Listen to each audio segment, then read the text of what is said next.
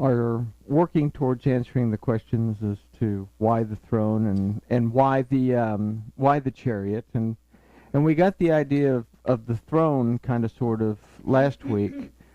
So we're gonna start moving in the direction of the chariot. So the ideas that we developed last week in verse 1, we can sum them up in this statement that our existence, past, present, and future, is found in and depends on Yahweh, who is our Elohim. In our lifetime, we will experience change, some positive, some negative. We'll grow in Yahweh, or we will shrink and halt growth. We might even fall away.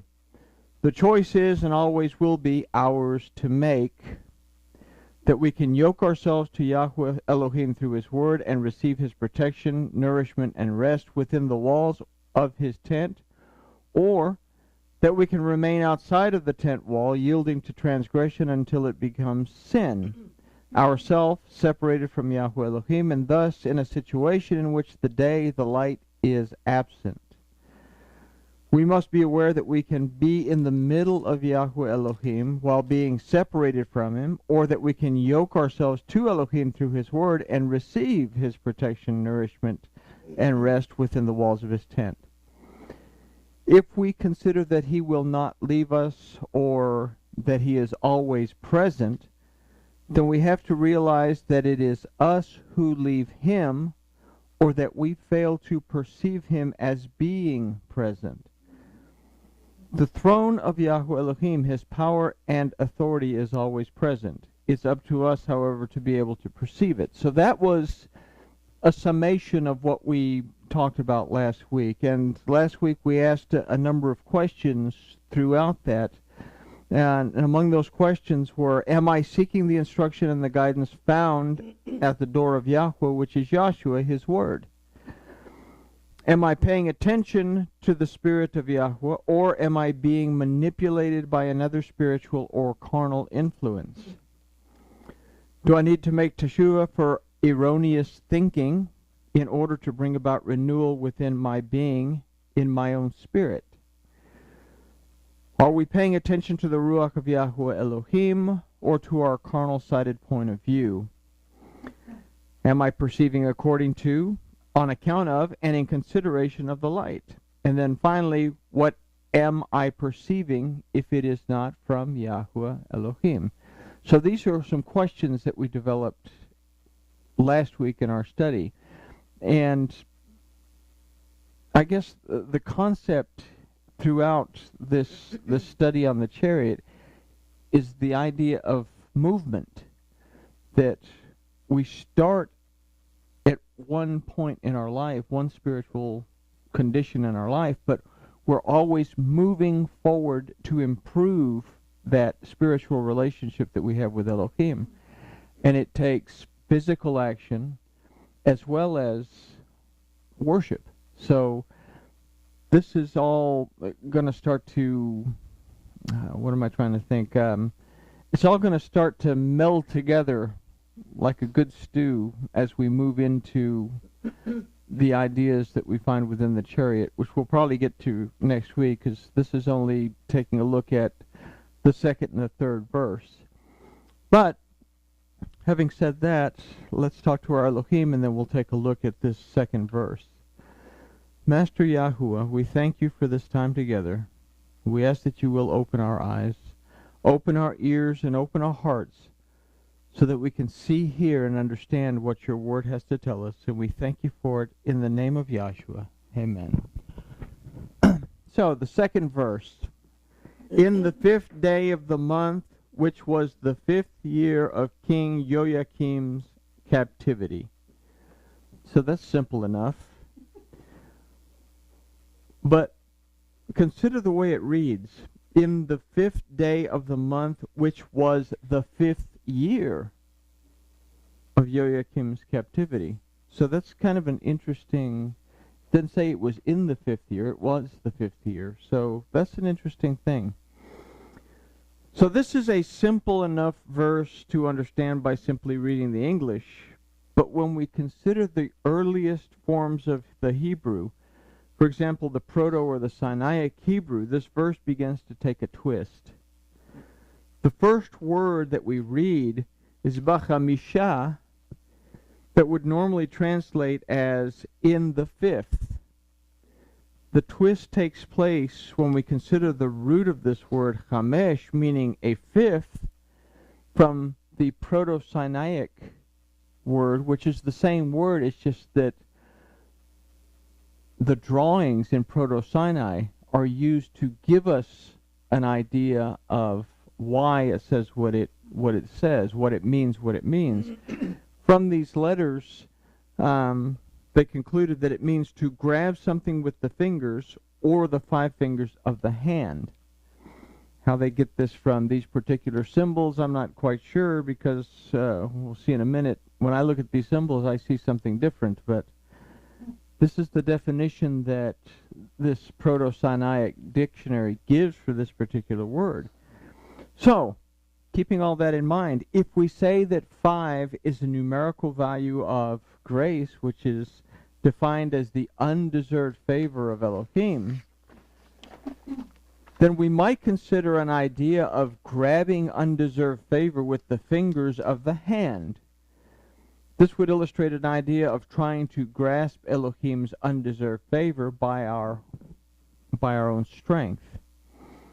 This, however, is not the only point of view that we can get from this particular word. If we say that the 5th letter He means to behold or to pay attention, and that it's also a representation of the Ruach of Yahuwah, then we might formulate an alternative idea that we need to pay attention to the Ruach of Yahuwah. And one more consideration that we could take considering this concept is the way that it's literally drawn out, which is the shin gives an idea of squeezing. Then we have the mem, which is the water, so squeezing water from or through, and then we have the het, which is an illustration of a wall. So we could get an idea of squeezing water through or from a wall. It's kind of an interesting concept, but we'll see if we can apply that here in a little bit. But before we try to decide on which direction to go, let's consider the next part of the phrase that says, day of the month. First of all, there is no word for day in the Hebrew of this verse. The word for of the month is lachodesh, which actually means of the new month, or of the new moon. The Proto-Sinaitic that says, it illustrates to make something new, to repair, to restore, to replace. And this is from its root chadash, that the Hebrew written out chadash also means to renew, to repair, to replace. It can also mean that something has been made new. But again, let's consider the drawings that we find there in the Proto-Hebrew, or the Proto-Sinaitic, is the idea of squeezing through the door of the wall. Now, there is something that we can start to maybe understand when we think about squeezing through the door, and we'll talk more about that in just a second. But it still doesn't help us with the first part of the verse. So let's consider that the word that is erroneously translated as day, which is actually just simply he. This word absolutely does not mean, in any form, way, or fashion, it does not mean day. It means he or she, or himself or herself. From the Proto-Sinaitic meaning, it explodes. And when we look at this, that we see the aleph represented by the head of a bull. The bull is the strongest animal, so it's representing something that's big, and then the het, or the hay, is represented by a person holding up their hands.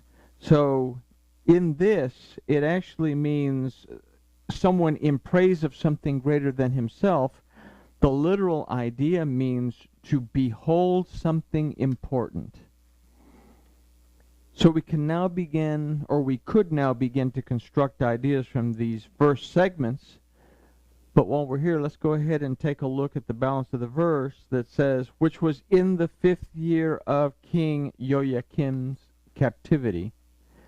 So again, we find the word fifth, but this time it comes from the root word of hachamishith, which is chami.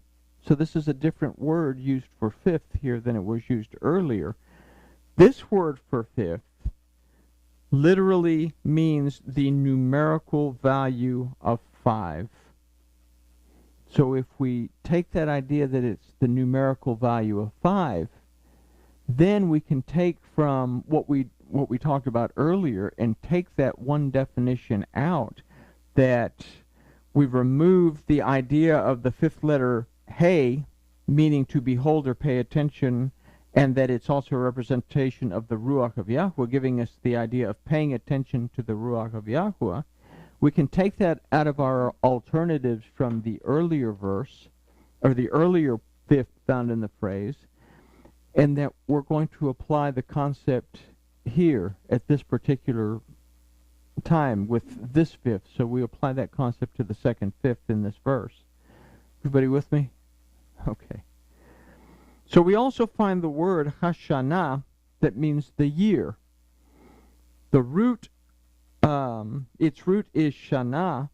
We get a meaning of not only a year, but Shana also means a lifetime. And we also have the following definitions for Shana that mean to alter and also to change. So if we apply this idea of the fifth, which is the paying attention to the Ruach of Yahweh, then we can consider that paying attention to the Ruach of Yahweh in our lifetime, if we do that, there will be a change. Okay? So let's consider the balance of this phrase before we get too ahead of ourselves, and then we'll move and we'll link the first part of the phrase with the second part of the phrase into a cohesive statement. The next word to consider in the Hebrew is legalut. This literally means was in the captivity. The root word galut means to be in exile or to be put aside. Its root is gala, that means to uncover and to remove. And we found this word and these roots in the first verse. So this is a continuance of this idea of captivity or being in exile. But we found from last time that we have to make changes in order to get out of captivity. But it also means to reveal oneself to Elohim.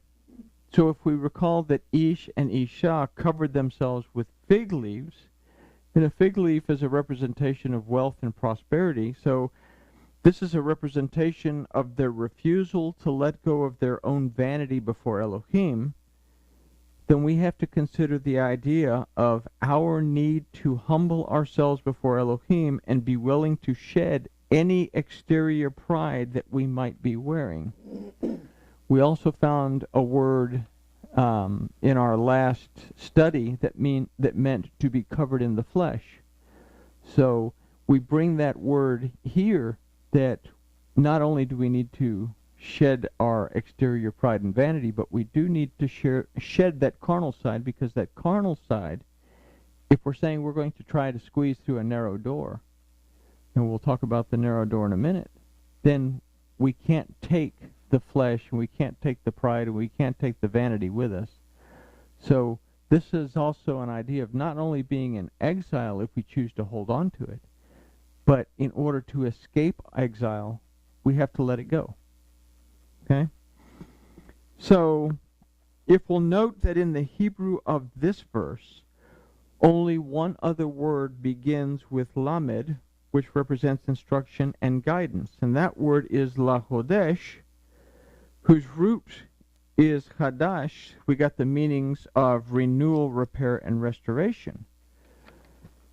So we could in this consider that we need to humble ourselves before Elohim and be willing to shed any exterior pride that we might be wearing in order to receive the instruction and guidance that we need to bring us out of the captivity, or out of our captivity, to bring us out of exile, if we're outside the garden, to bring us back into the garden, and to renew, repair, and restore us. Now, if we will add the word he, then we'll see that we must heed closely something greater and more important than ourselves. So why are we shedding our vanity and our pride? Why are we getting rid of our carnal perceptions?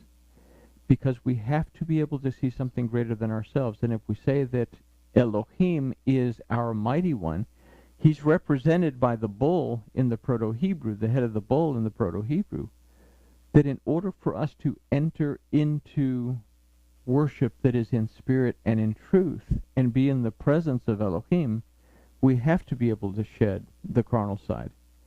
Okay? And this will all make sense once we start to dissect the components of this, of what Ezekiel saw.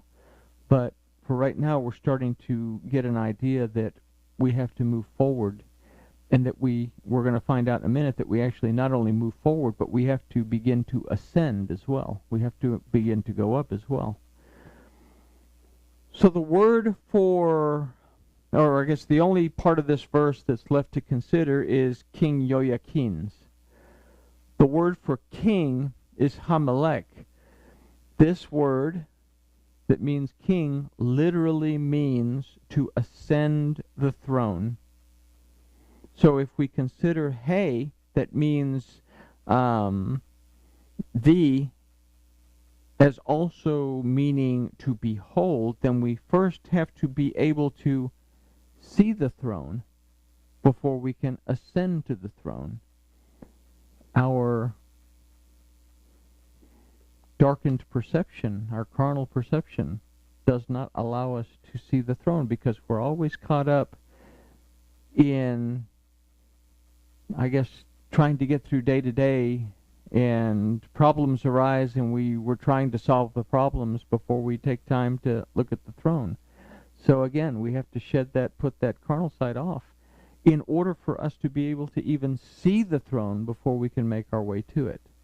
So this goes back to our first study, that we have to be able to recognize spiritual weakness and then make the adjustments to our lives in order to start moving in the direction of Elohim.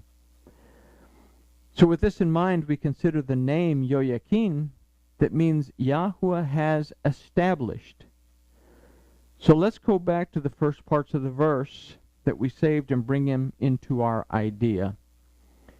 First of all, we cannot squeeze water through the wall if we are in exile outside of it. In other words, we cannot try to grasp at Elohim's undeserved favor by our own strength. We considered Chadash, that means to renew, repair, or to restore, and the Proto-Sinaic that says to make something new, to repair, restoration, or replacement, or that it means that something has been made new. And then from its drawings, we concluded, or we got an idea of squeezing through the door of the wall. So we go back to remember what it was that Yahshua said. He said, the door and the way to life was narrow, and few are they that find it. So in this we consider that to be made new and restored is to find one's way by squeezing through the door of the wall that leads to life. We have to be able to shed the stuff to get through the door. And there's something in that Yahshua is talking to the young rich ruler, and he says, you know, which commandments do I have to keep? And Yahshua says, well, keep these. And he says, I've already done it. What else do I have to do? And Yahshua says, sell everything that you have and then follow me. And the young ruler went away sad. And he made a comment, it's easier, and in King Jimmy and all our Greek-based Bibles, not Greece-based, so Olivia Newton-John and John Travolta, in our Greek-based Bibles, says it's easier for a camel to go through the eye of a needle than it is for a rich person to get into the kingdom of Elohim. The Aramaic says it's easier to put a heavy rope through the eye of a needle than it is for a wealthy person to get into the kingdom of Elohim. In a heavy rope, you can unwind it and make it thinner and thinner until it finally fits through. Now, we could use the camel analogy as well, that the little bitty tiny gates going into the city are also called eyes. But in order to get the camel to go into the eye, you have to take the stuff off the camel to get it to go through. So either way, we have to be able to shed something in order to get through this door that Yahshua is talking about. So this verse complements verse 1, where we talk that we must first admit that there's a need to change, and then after making teshuvah, seek the power and the authority of Yahweh Elohim. The throne, as in this verse we've considered, we cannot squeeze water through the wall if we are in exile outside of it. In other words, we cannot try to grasp at Elohim's undeserved favor by our own strength. We have to humble ourselves before Elohim and be willing to shed any exterior pride that we might be wearing in order to receive the instruction and guidance that we need to bring us out of captivity and renew, repair, and restore us. Only in this can we see the throne. We must heed closely something greater and more important than ourselves, the power and the authority of Yahweh Elohim, and then we have to ascend to it and once again be established by and in Yahuwah. This is the only way to bring positive change within our lifetime. And we talked about in verse 1 that the choice is either to build a relationship or allow ourselves to get lax and fall away.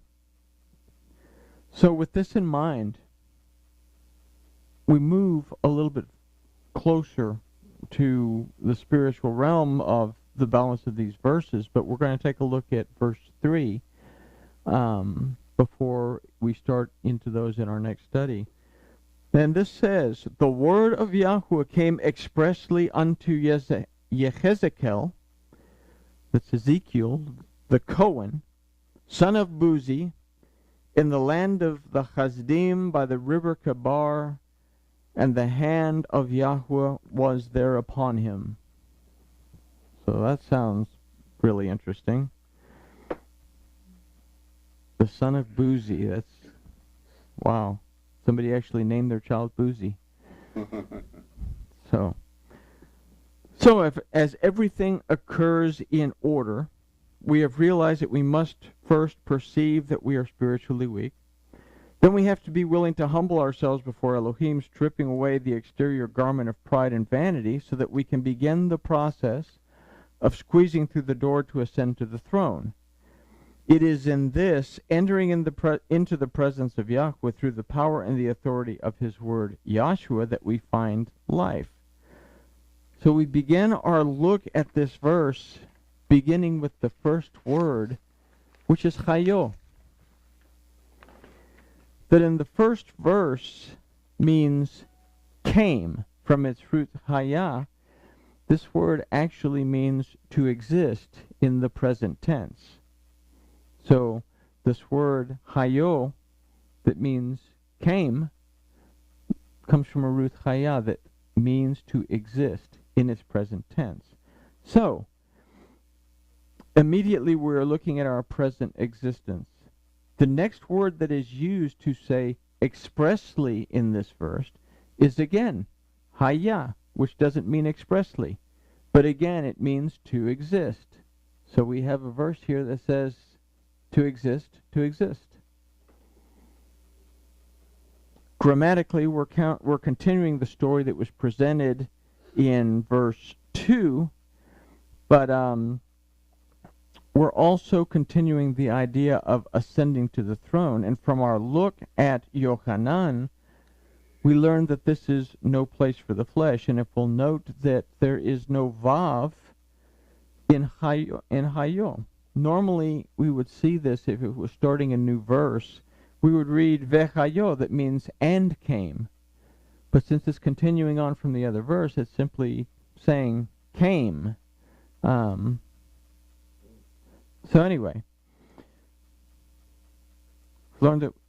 Okay, so when we ascend to the throne, or we make our way to the throne, we learned from Yochanan that there was no place for the flesh, and we found that where King Jimmy and everybody else says, at once I was in the Spirit, it's like poof, I was in the Spirit.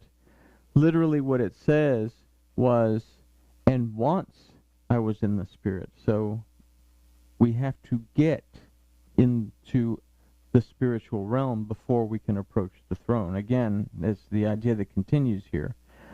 In this, we're again reminded that we must shed our covering in order to enter into an existence found in the presence of Elohim. Now, the next word is debar, that aside from meaning word, also means declaration, command, and promise. What follows is the name Yahweh, which we've learned means everything there is, was, will be, today, yesterday, and tomorrow. So now we can begin to construct an idea that to truly come into existence is to find existence in everything at every time, in the declarations, commands, and promises found in the word of Yahweh Elohim. Now, the word that follows this is El, that aside from meaning unto or towards or in the direction of, it also means on account of and according to. And if we consider the letters themselves, we see the Lamed that represents instruction and guidance. And again, we see the Aleph that represents Yahweh Elohim. So we're starting to piece together an idea here. But let's take a look at the name Yechezech-qel, that means Elohim brings strength. And then the word Cohen, that aside from meaning priest, also means teacher and minister. So with these definitions, we can start to formulate and construct another more complete concept that says to truly come into existence is to find existence in everything at every time in the declarations, commands, and promises found in the word of Yahweh Elohim. It is according to and on account of the instruction and the guidance of Yahweh Elohim that he strengthens us, teaches us, and ministers to us. So if we understand this, then we can understand that Yahshua is the Kohen Hagadol. He's the high priest. It is from Yahshua that we are taught and we are ministered to when we need to be lifted and carried. And again, we've considered Matthew 11:28 through 30 a number of times, where he says, come to me when you're stressed out, wigged out, and freaked out, and I will give you rest. I am humble, and in my heart you will find rest for your soul. And if we consider that in his heart, again, it takes us back to the word leb, which we recall the last letter of Torah is the Lamed, the first letter is the Beit. The Torah, those two letters spell leb, so the Torah itself is the heart of Elohim, which is the instruction that ministers to us. And the Torah, throughout Tanakh, is also called Yahshua. So not only did the physical Yahshua tell us to come to him and he'll give us rest, but the Torah as Yahshua also beckons for us to open its pages and find our rest within it. Now, so where were we? Oh, there we are. The word son is ben. Its root is bana, that among other things it means to rebuild and to restore. The name Buzi means my contempt. That comes from the root booze, that means to despise, to lack respect, and to be insignificant. So we can consider from these definitions that through Yahshua we are restored and rebuilt, lifted up from contempt and insignificance. Now, we don't find the word Eden in any of these verses, but the word Eden means delight. And we are again walking with Elohim according to his word Yahshua. that we are again his delight within his hedge of protection.